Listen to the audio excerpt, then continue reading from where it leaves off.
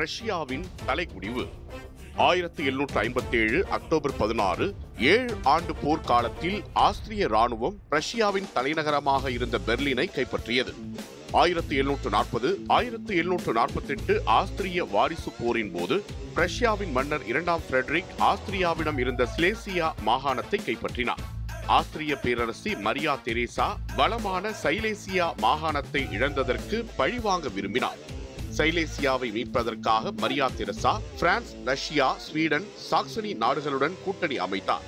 Prussian அணியில் Prussia, Britain, Hanover உள்ளிட்ட நாடுகள் இருந்தன.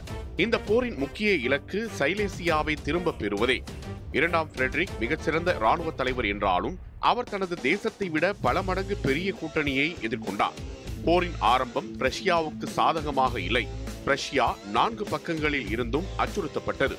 கிழக்கிலிருந்து ரஷ்யா, தெற்கிலிருந்து ஆஸ்திரியா, மேற்கிலிருந்து பிரான்ஸ் மற்றும் தெற்கிலிருந்து சாக்சனி ஆகிய நாடுகள் பிரஷ்யா மீது தாக்குதல் நடத்தின.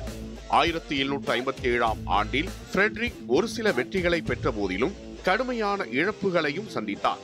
போர் பிரஷ்யாவின் எல்லைகளை விட்டு தாண்டி அதன் தலைநகரையே அச்சுறுத்தும் அளவுக்கு நெருக்கடியானது. 1757ஆம் ஆண்டு அக்டோபர் மாதத்தில் ஃபிரெடரிக் தனது பிரதான படைகளுடன் பெர்லினிலிருந்து விலகிச் சென்று மேற்கு பிரஷ்யாவில் பிரெஞ்சு மற்றும் ஹனோவேரிய படைகளுக்கு எதிராக போரிட்டுக் கொண்டிருந்தார். இது தலைநகரை பாதுகாப்பற்றதாக்கியது. இந்த சூழலை பயன்படுத்திக் கொண்ட ஆஸ்திரிய படையினர் ரஷ்ய படையினருடன் இணைந்து பெர்லினை நோக்கி முன்னேறினர்.